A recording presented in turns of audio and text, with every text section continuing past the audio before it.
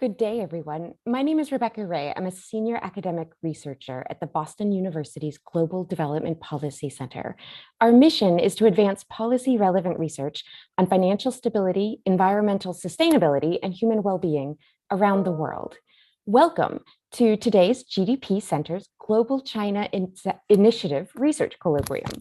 The Global China Initiative, or GCI, as we call it, examines the economic, environmental, and social impacts of Chinese overseas economic activity around the world. The GCI Research Colloquium is part of an ongoing regular series examining upcoming and new research.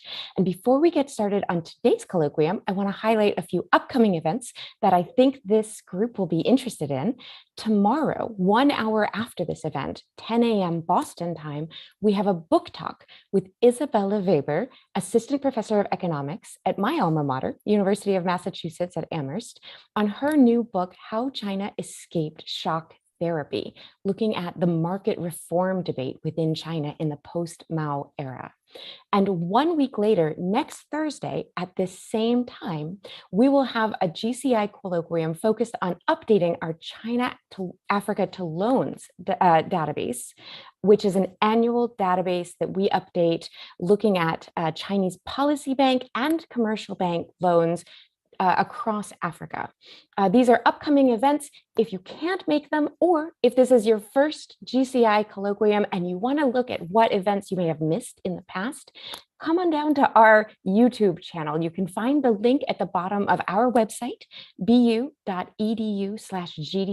At the bottom of that page, you'll find a YouTube channel link where you can see this event, which is being live streamed currently, or links to past events. So I hope you'll check those out. And now it's my pleasure to introduce today's panel for our GCI colloquium on the BRI in Indonesia. For the last 2 years, the GDP Center has been so fortunate to partner with friends and colleagues at the University of Indonesia's Research Center on Climate Change. RCCC is like the GDP Center in that it's a university-based interdisciplinary research center. It brings together natural scientists and social scientists for policy-relevant research on some of the world's most pressing challenges. For the last 2 years, this interdisciplinary research team of human geographers, natural scientists, social scientists, economists have looked at the BRI in Indonesia together with us. And we're so thrilled to be able to share upcoming research with you today.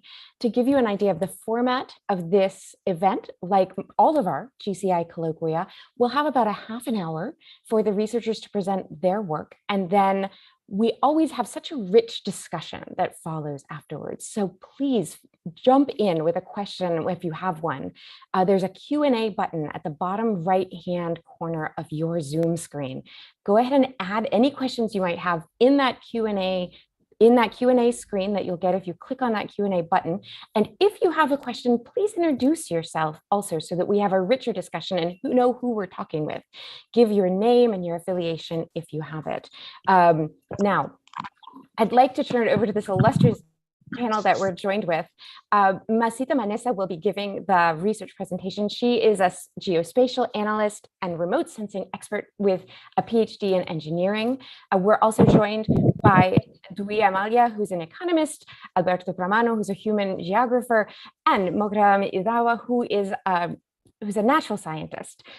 So without further ado, I'll turn it over to Masita. Please remember to add your Q&As. Do remember that we are live streaming this. And I look forward to moderating the Q&A with the whole group afterwards. Thank you. Thank you, Rebecca. Hello, everyone. Good morning for the participants in Indonesia. And I think, good night other participants in Indonesia, and good morning for the attendants in the US. So Becky already introduced, I already shared my screen, right? Okay. Already introduced me, and I will be represent the very big teams of researchers from Indonesia and also from Boston. Actually, we came up with so many ideas related to the BRI project in Indonesia. And one of our works was we want to evaluate, we want to assess the impact of the several selected BRR projects using the spatial approach. So firstly, I would like to introduce the numbers of researchers involved with this work, and our team lead is here, Dr. Albertus Pramono, and I think I cannot mention everyone, but this is the entire teams that works together for the last 2 years. My presentations will consist of 5 sections. The first section is about the background of the studies, and I will explain the selected project of BRI that we try to evaluate, the methodology, the findings that we get, and the last one, the summary of this spatial environmental assessment. So this is the issues here in Indonesia related to the rise of a Chinese infrastructure investments. From 2011 to 2020s, there was huge numbers of investments in Indonesia, and it's reached almost like 29% of the total inbound investment. And most of those investment of around 50% is concentrated in just 3 sectors, which is the metal industry, the electricity, gas, and water, and the last one is transportation, warehousing, and the telecommunications.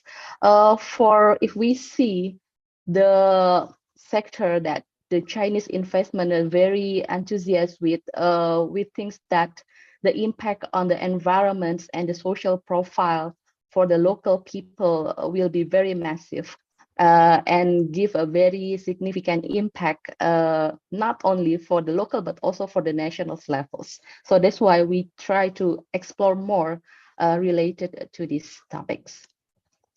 This is several facts that we found from the previous studies related to the growings of Chinese investments over the social and environmental impact.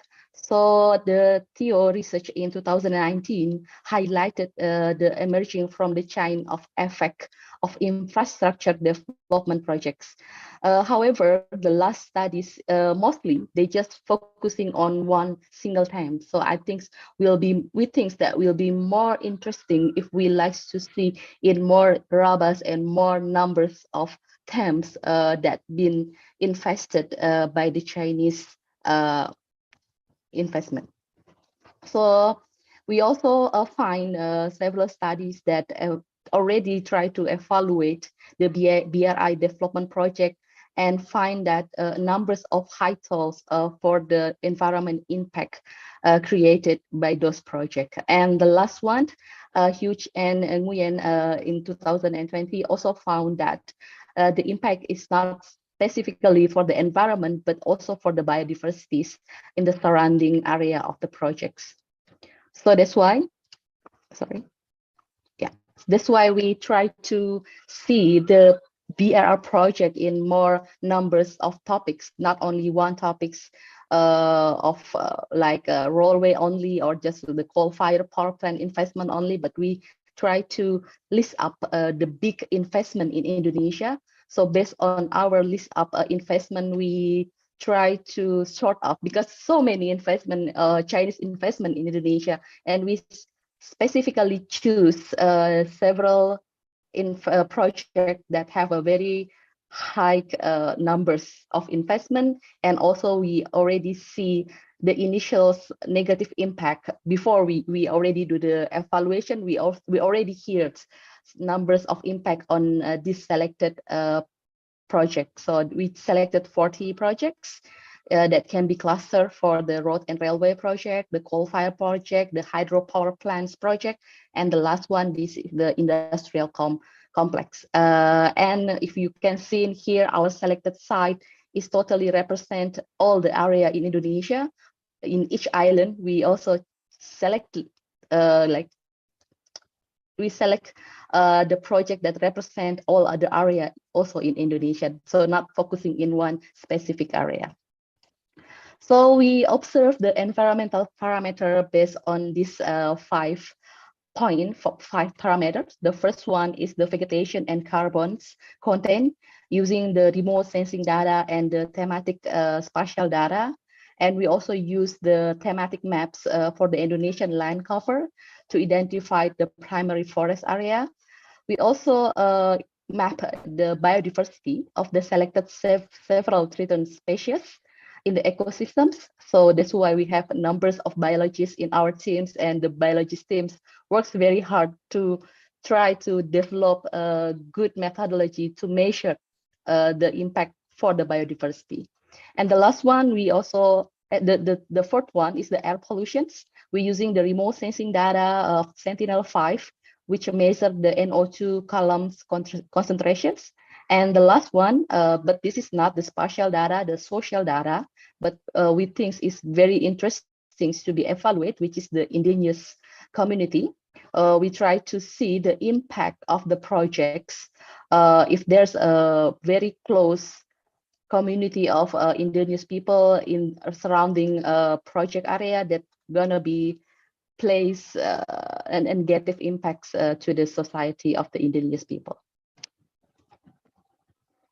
Next, this is I just tried to summary the flow works of our research, because the research, the data is not all of the data is the spatial data. We also have non-spatial data, which is the social data, the indigenous people. And for the spatial data, we using the remote sensing data and some of just a spatial thematic data, like this carbon data set, the species data set, and the forest area data sets.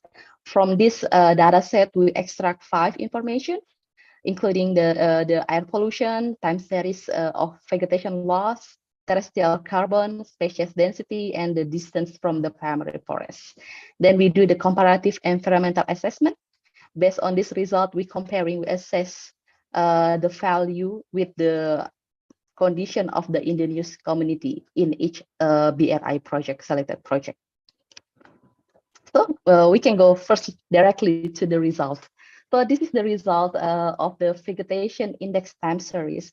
We're using the Landsat, combining the Landsat time series data with a very long period of measurements. I think start from 1919 until today's. And from this time series, obviously we can see that this project doing massive land clearing in each area, but there was some interesting finding that we can see that several projects such as the hydropower plant showing the lowest vegetation loss compared with the others cluster of investment, like the road project investment or the industrial complex investment. From these studies, we also find that several of projects is not been run until now, even it's already been initiated very early, several years ago, but perhaps some issue related to the investments, the local people acceptance make it, the development make it not very smooth enough. We can see based on the area that not been developed until now. The vegetation is still very massive in such area like the Python. The Python is, since the beginning, there's no vegetation in Python, so that's why we cannot see anything here. But for the Ketapang, Ketapang is number 9 here in Kalimantan. They still started the project, so that's why we cannot see any significant vegetation loss in the Ketapang area.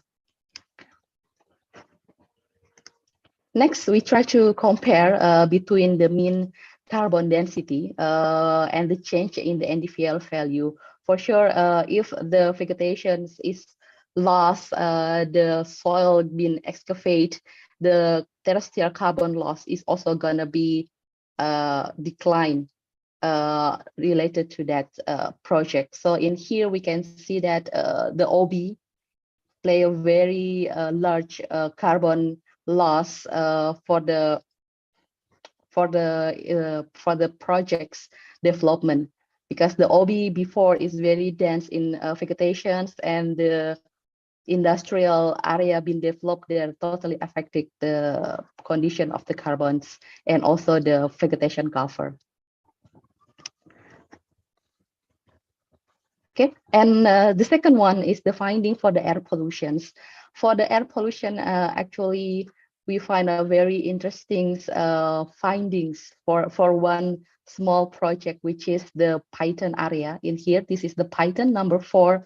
The Python area shows the highest polluted project compared with the other 14 projects. You can see in here, and perhaps if we after this I can zoom that the wide spread of the NO2 is very significant and can reach over a big city, one of the big city in Indonesia, as is equal with the pollutions comes from the Python area.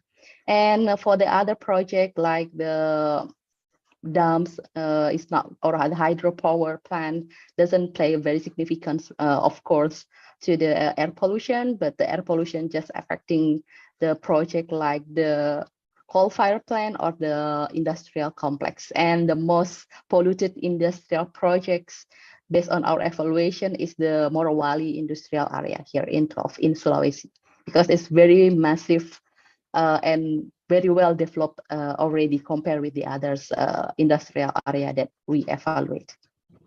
And this is how we want to show the impact of air pollution just during around 5 years. Python project is the highest one, and if we zoom out the picture bigger, is also like a very big impact of polluted comes from the Pythons. Why we can very clear that the source of the pollutions is from Python, because there is no industry along this area, and mostly this just a residential area. So only one big coal fire plant here and give a massive NO2 emissions to the surrounding. And this is the Morowali Industrial Park. Very big areas, but compare with the Python, the NO2 is almost nothing, of course, because the Python is a very massive NO2 emissions appear here. But compare with the other industrial park, Python, the Morowali is one of the most polluted. And the third one is the result related to the biodiversity data set. We collected numbers of biodiversity data set from several database like UNEP, the iNaturalist, the IUCN, the GBIF, and Indonesian have our own biodiversity data set. We name it as INABIF. We also including the local data set for this, and we have a very big numbers of species because the data is so big. That's why we discuss how to simplify it and but still able to inform everyone how diverse the biodiversity in each project. So that's why we come with the idea of creating the key species that representing each project site. We select all of this. I think later on you can discuss with Pa Hendrawan. He's the specialist for the biologist. For me, for the geographer, it's quite hard to even to say all these species in the correct way. But this is what we choose. And based on this species key data, we built we built the threatened species density index. So we're creating the index which by pixel, of course, the spatial analysis. The higher the index means that numbers of unique or threatened species appear in the locations. So in here is quite confusing because Jakarta areas measured to have a very high species density. It's not because Jakarta have a numbers of biodiversity, but because number of measurements appear in Jakarta compared with the other area in Indonesia. Even we already collect as much as possible of biodiversity species occurrence data set. Still, as you can see in here, the distribution is not balanced. This is one of issues related to the biodiversity data set in Indonesia. The data is just focusing in Java Islands, in Jakarta and the surrounding, while the other area like Papua, you can see it's very nothing, no one measured them. So that's why we get this kind of result. So we can neglect that the result came from the greater Jakarta area, but we can see, we can focus on the other area except the Jakarta area. This is the comparison between the mean distance to the primary forest. we measured using the national data, the national land cover data, the distance from the project to the primary forest. And we can see in here that Ketapang industrial area have the mean distance, right? The highest mean distance, which is quite good because the industrial park means that the industrial park doesn't build near the primary forest, but the other project, most of the other project was located very, very close to the primary forest. Even not in the primary forest, but this very near location, of course, will give a significant impact, especially when it have a very high species density, like the Likupang, the Celukam Bawang, have a very high threatened species density index. So this is how we try to see, not only in one aspect, but how related between two aspects that related to each other. Last, this is the beautiful graph made by Blake, helping us creating these beautiful graphs.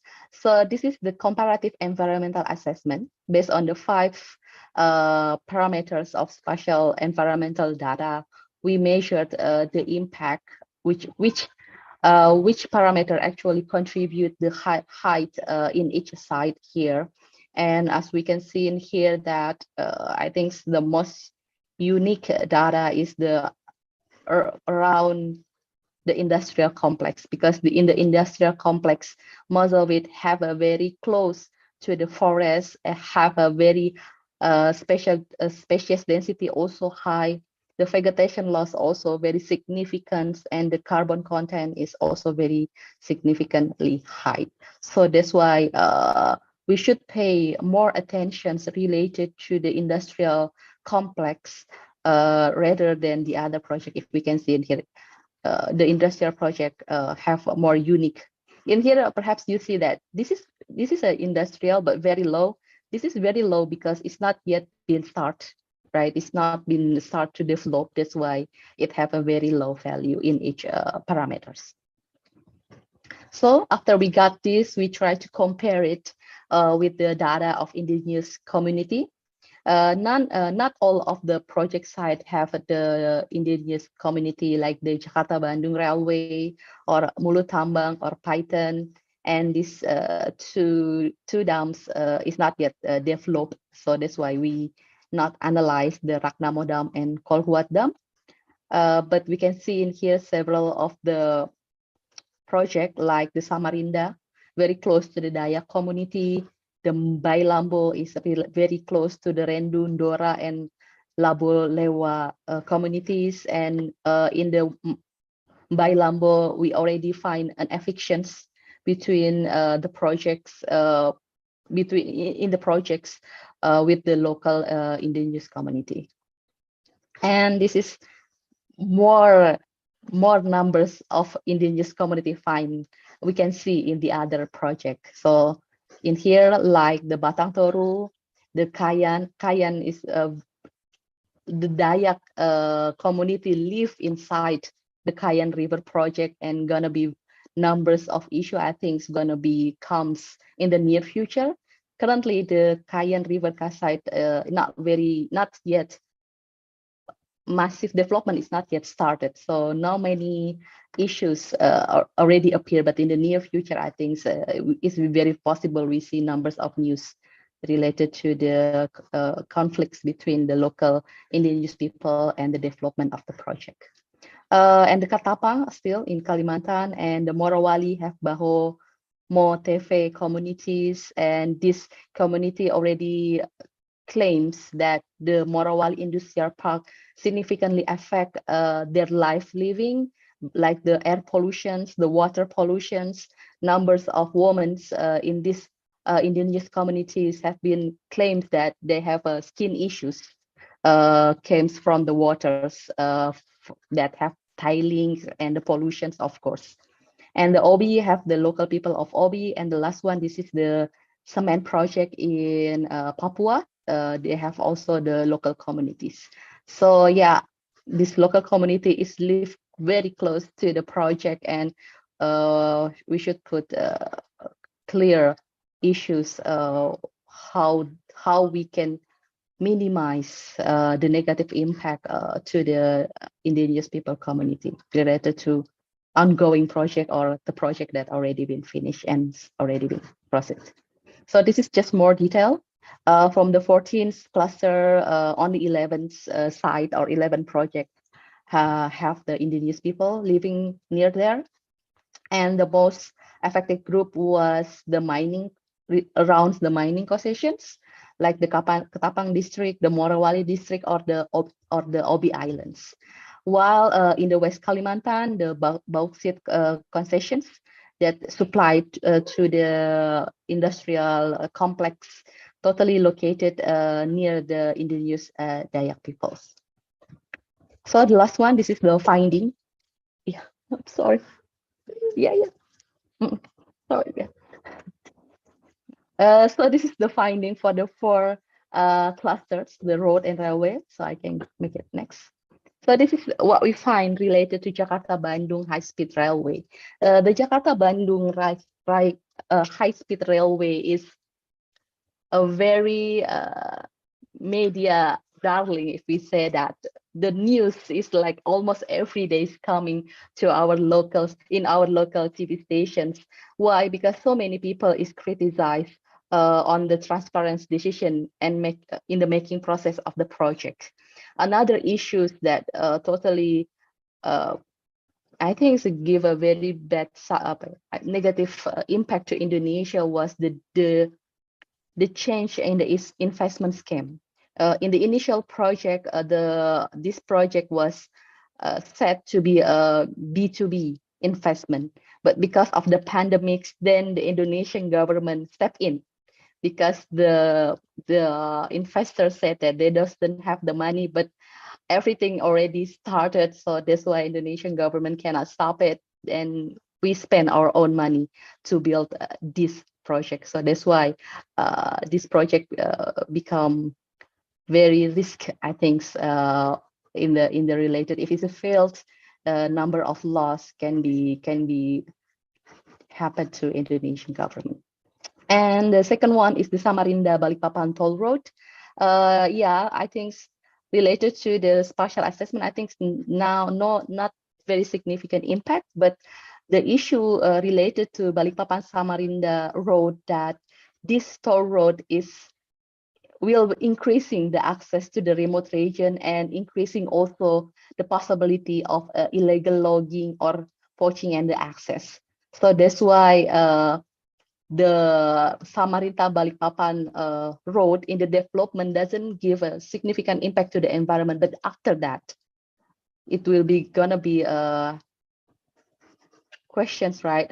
If it's gonna make the illegal logging increasing or not. So, but it still need to have more evaluations related to the after impact the project, after the project is running, how it's gonna be impact. But in our study, we're not discussing about it in very details.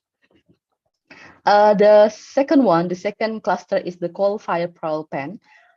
We have three power plants here, the Pythons, the Sumsel 8 and the Celukam Bawang in Bali. The Python, yeah, is the largest, highest polluted power plant in Indonesia. I highlighted the largest and the highest polluted. When I doing this research, I'm quite amazed on how polluted this power plant was.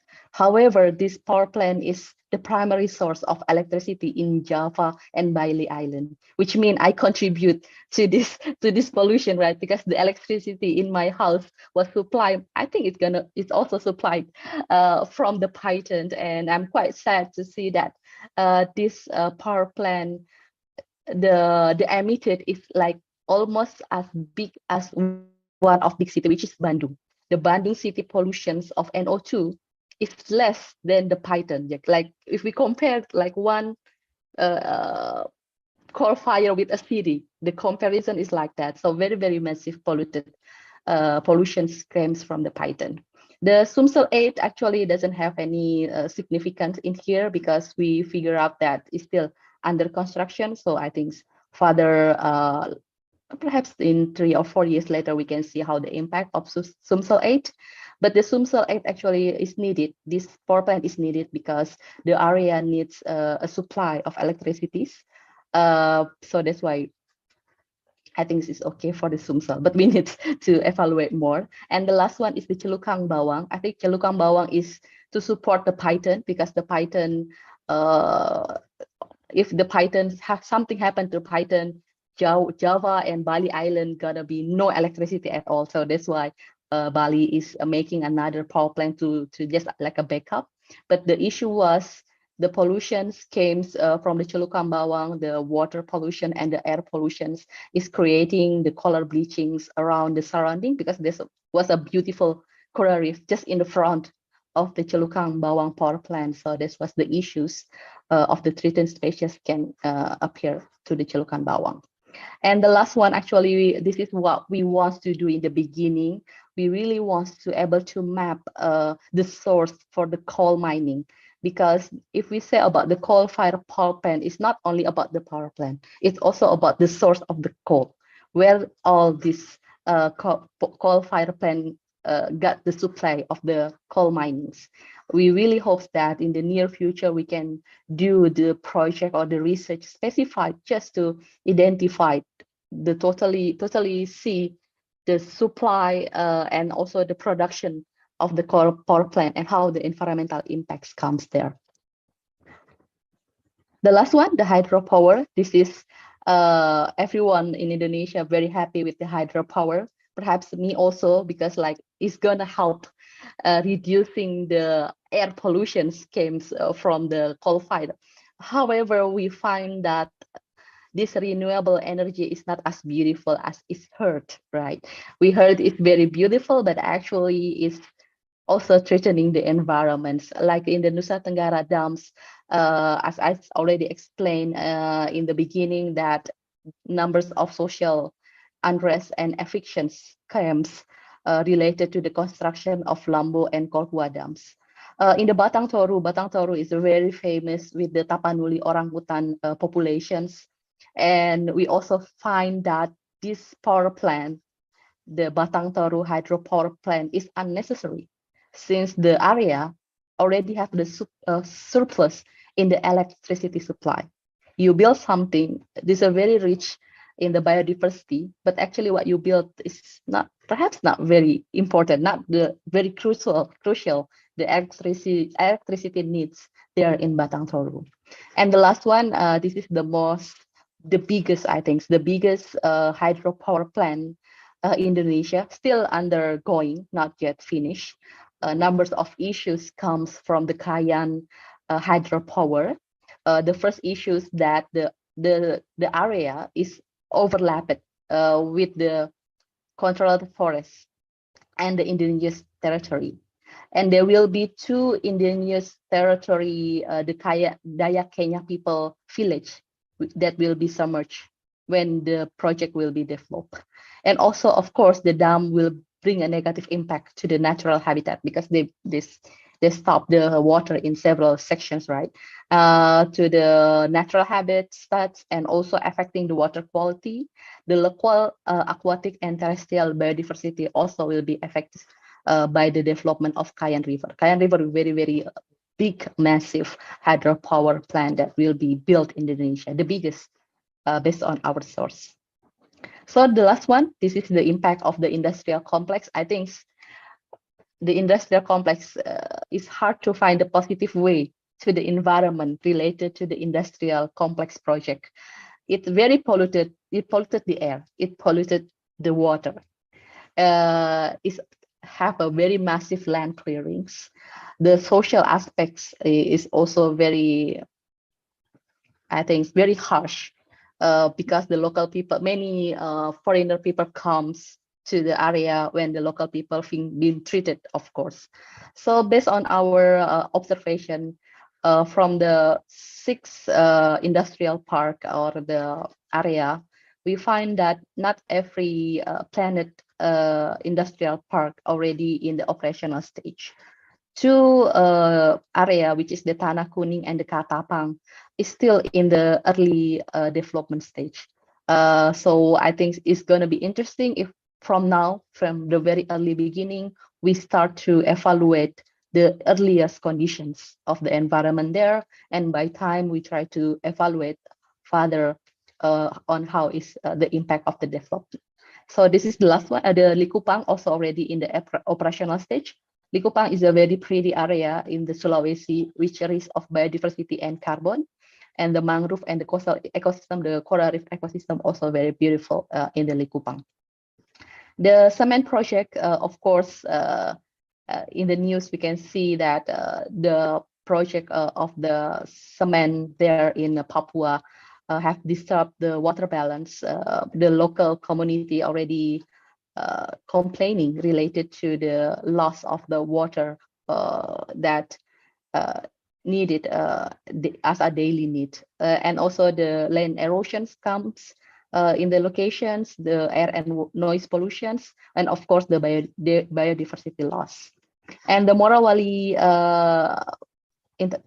industrial park is also very famous here in Indonesia, because everyone now in Indonesia wants to buy the electric car.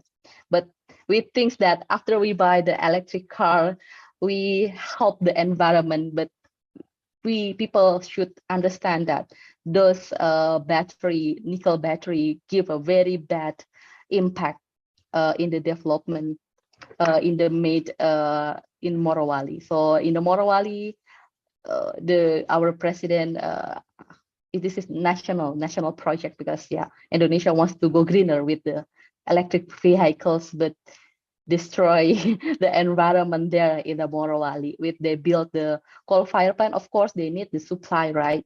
So we move, I think we're shifting the power plant also to the Morowali area, the stainless steel plant, the chemical factories, and we find several issues related to the tailing process of the nickel, and also the land conversion for the nickel mining.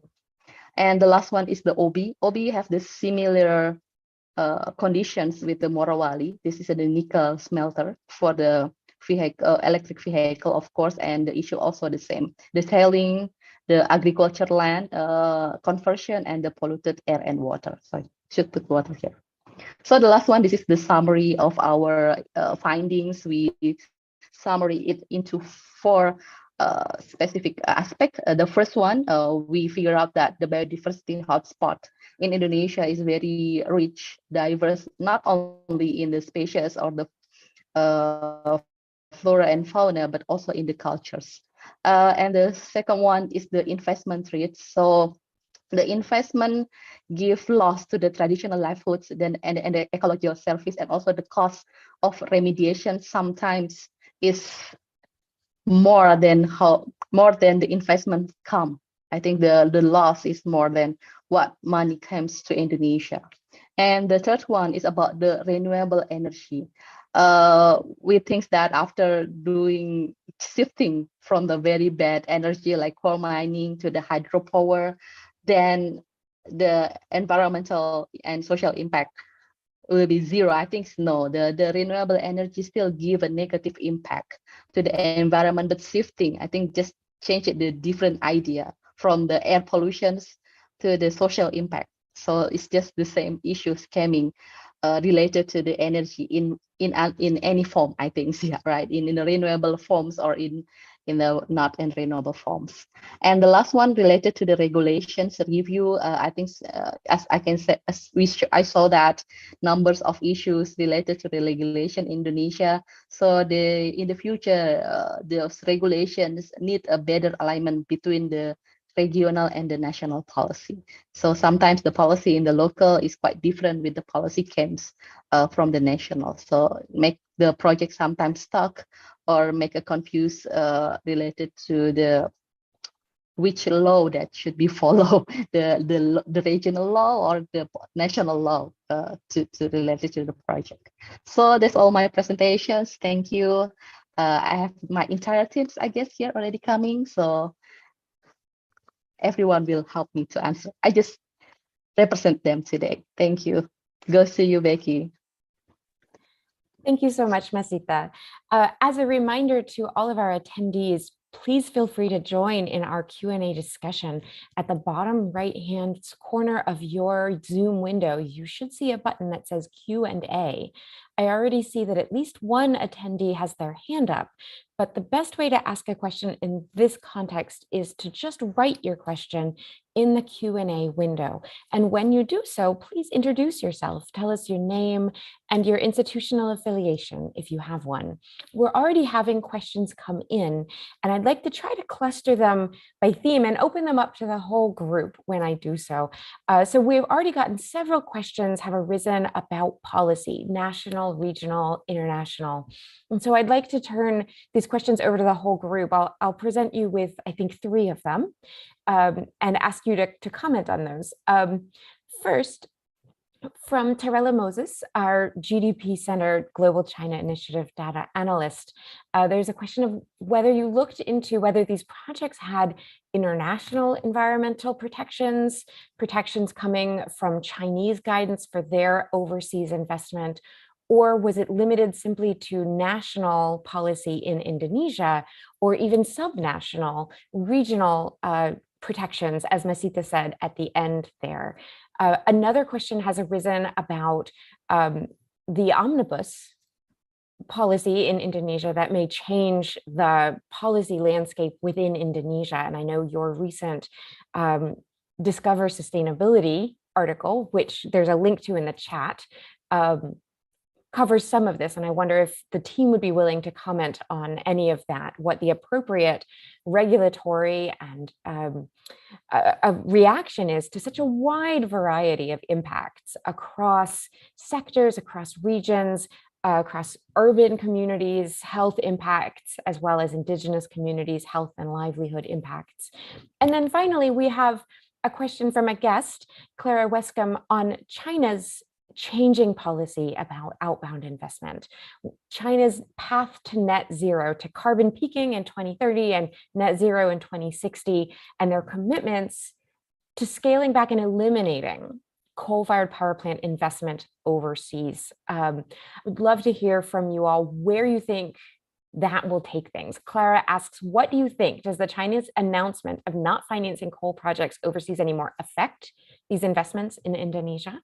And so whoever would like to jump in, take these 3 questions: policy overall, policy on the China side, and policy on the Indonesia side. Who would like to go first? Okay, I'll try to kind of jump in. Hi, good morning, good afternoon, or good evening, everyone. So I'm Albertus Pramono. I'm kind of leading the team here, and I'm sorry that if you are in the background, you hear kind of noises, because I'm still in the field at the moment. So please all apologize if there's some noises around. For the policy, basically, just 2 years ago, Indonesia just issued a kind of new law. We call it omnibus law, which is cut across a lot of existing laws and making changes. And then the law is affecting about 40 existing laws, and then there's some kind of it's called the law for job creation. So it's more kind of really trying to bring in investment into Indonesia, and in doing so, the government and also the parliament is decided to kind of to ease the regulations by kind of bringing by having more investment in Indonesia.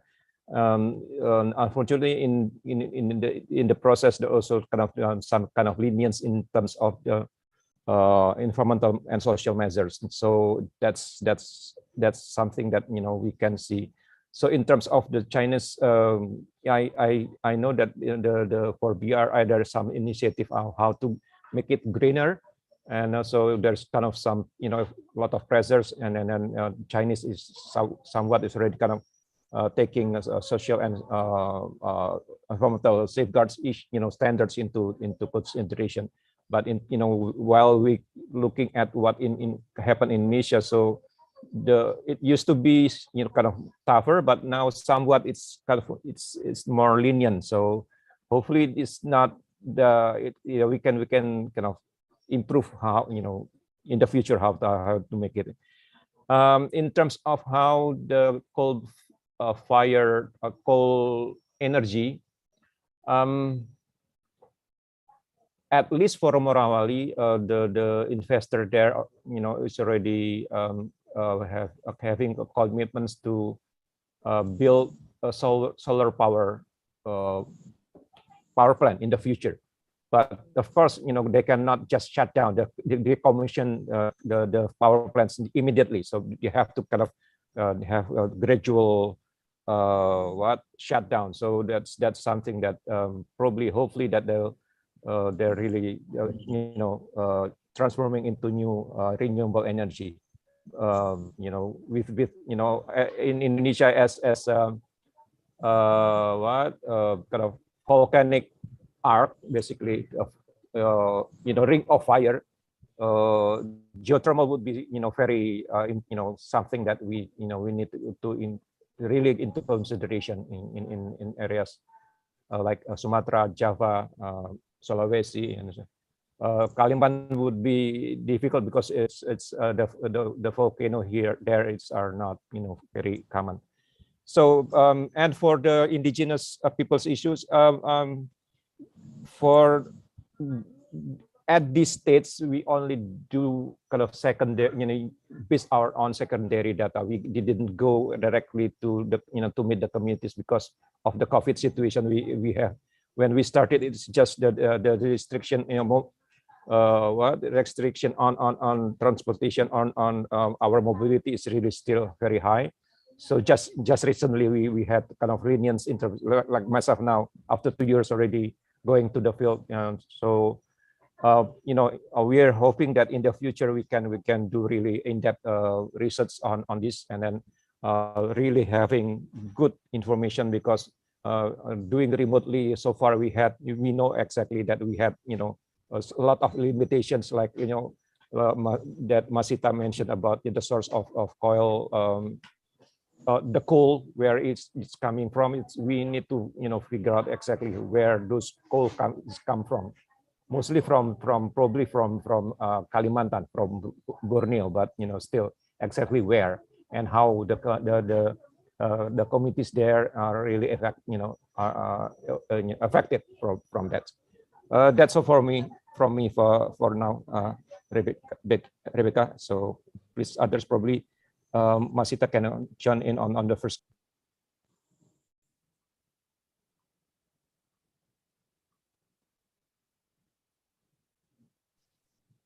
Sorry, I tried to answer also by typing.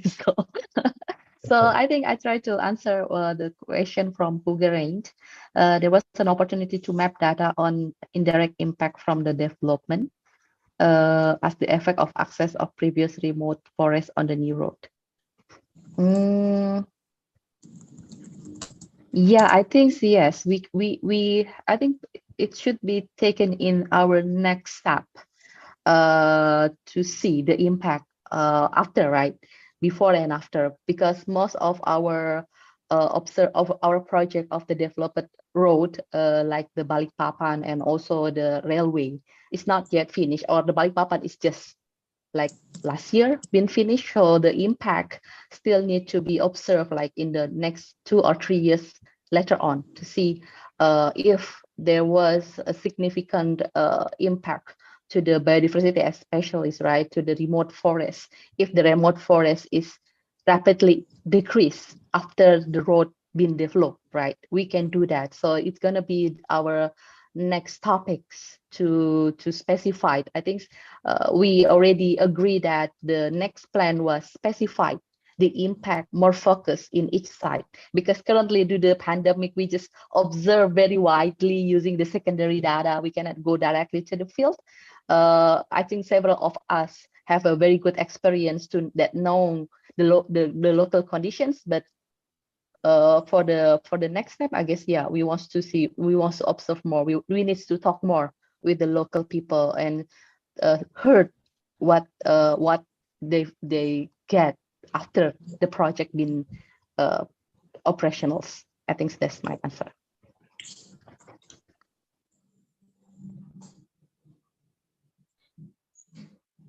Thanks. Does anyone else want to contribute to this round of Q&A answers? Can I come in? Please, Rebecca? go ahead. Thank you, Becky. So I just would like to ask a very simple issue from Masita's comment about remote access.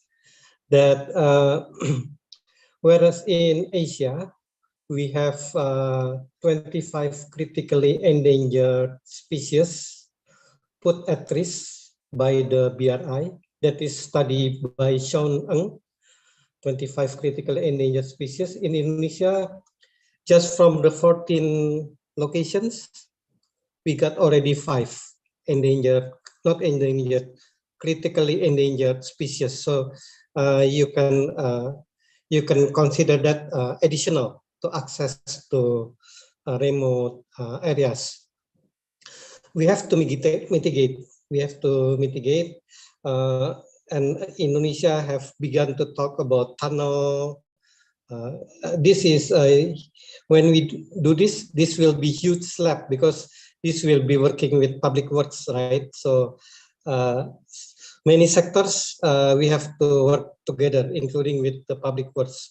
So kind of tunnel or maybe wildlife bridge, we have begin to speak about it.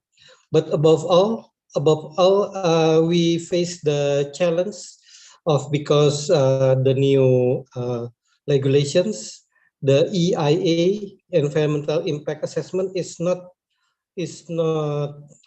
prominent anymore. That is what Ibu Masita said, when there is current policy gap that we need to cross. So we need to rebuild.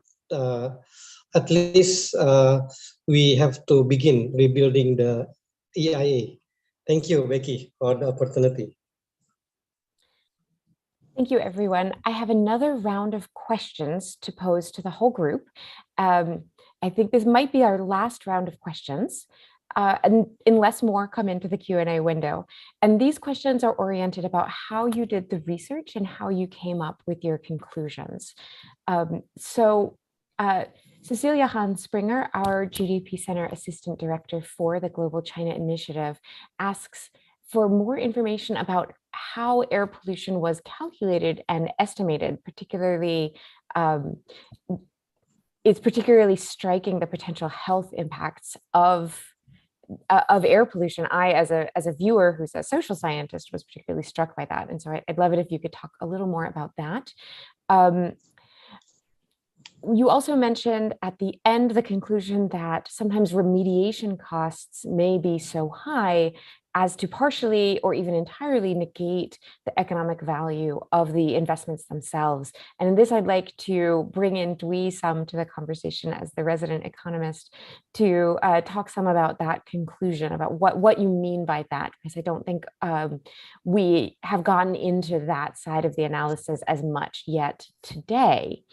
And then finally, one thing we like to always ask at the GCI is, to what extent do we see deviations with Chinese investment or finance from other sources of finance or investment, previous waves of investment? What was happening before with other partners? And I know that's a little outside of the scope of research, but if you wouldn't mind, I'd love to ask the team if you have any thoughts about whether you found striking differences between these investments or any patterns, or if it's essentially like other investments, simply in sensitive sectors and areas and therefore needing protection and regulation. So those are the 3 questions for now. How did you choose the, oh, I'm sorry, and one more, Tarela Moses, our data analyst, asks, how did you choose the 14 sites? So how did you choose the sites? How did you calculate air pollution?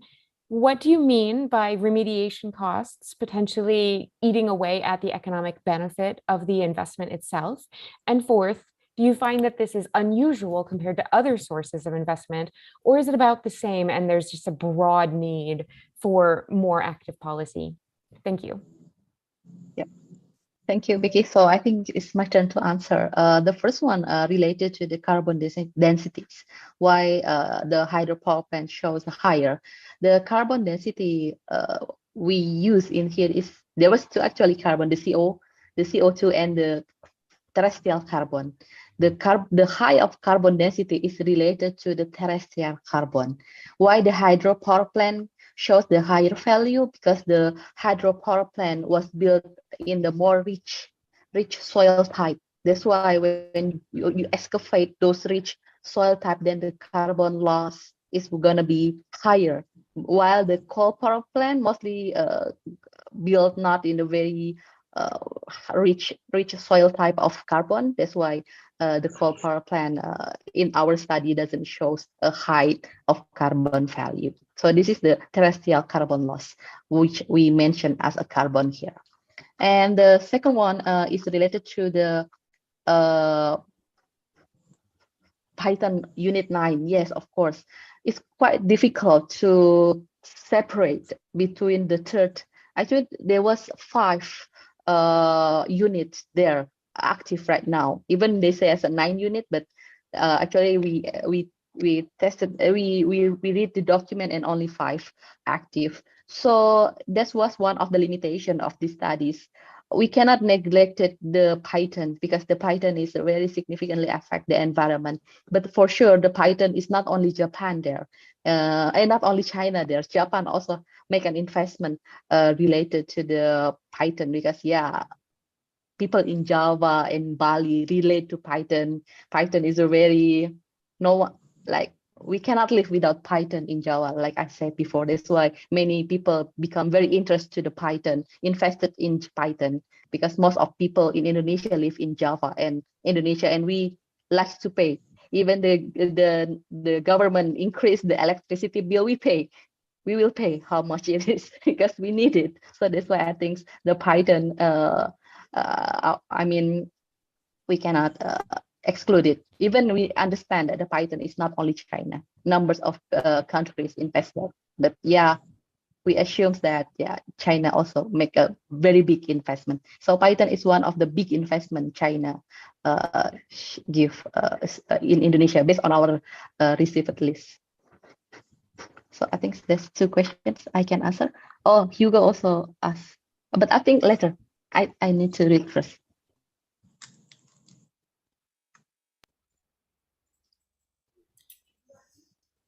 Udwi, probably you can come in. Sorry.